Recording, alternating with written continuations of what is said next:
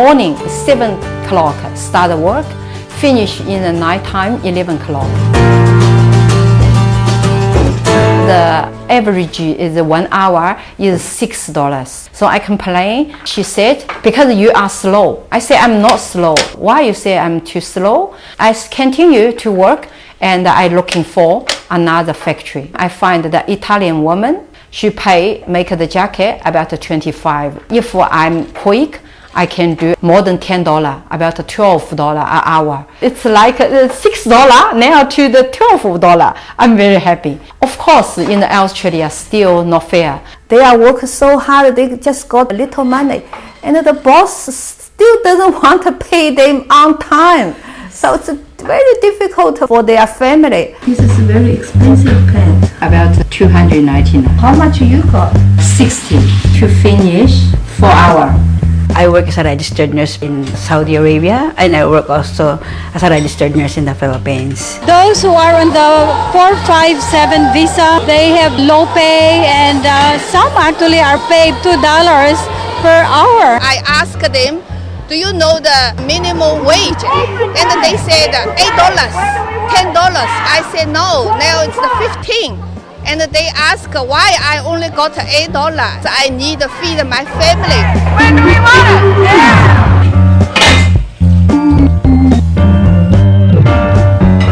When we first came in here, we were told that we will be working in a nursing home, but there is no workplace. Initially, we went to Philippine Australian Women's Associations and we asked help from them. Then we went to the immigration and they just told us, okay, just find another employer or you have to go back to the Philippines.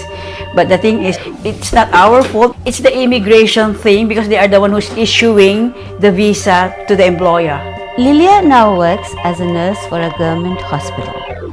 Before this job, she worked for various nursing homes through a recruitment agency that supplies community care workers to aged care facilities. In that recruitment agency, she experienced underpayment and non-payment for some of her work hours. She also found out that her superannuation was not being paid.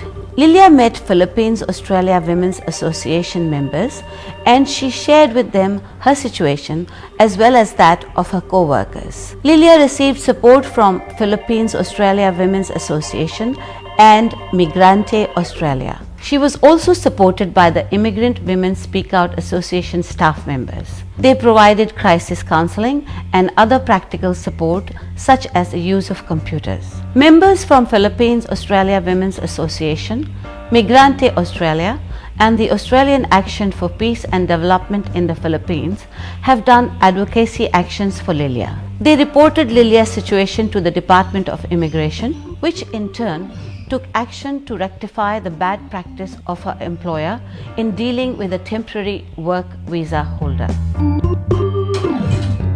Some migrant women workers are being belittled. They are intimidated by their bosses, especially the male bosses take advantage. And so it is important for these women to be aware that they have rights and that they can speak out.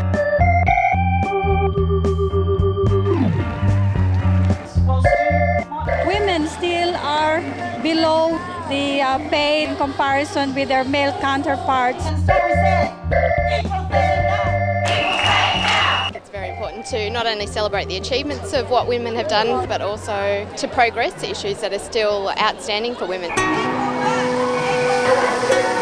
It's been an ongoing struggle, and especially for women with disability. Women with disability are mothers, they're lawyers, they're teachers, they're leaders. We need to fight for equity together because that's the only way we can go about doing it, power in numbers. We still need to struggle for workers' rights, especially for migrant and refugee women.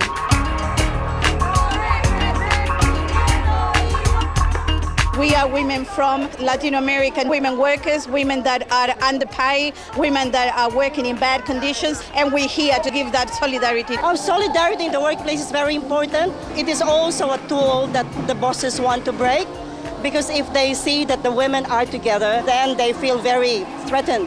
We need to be united and have solidarity among ourselves.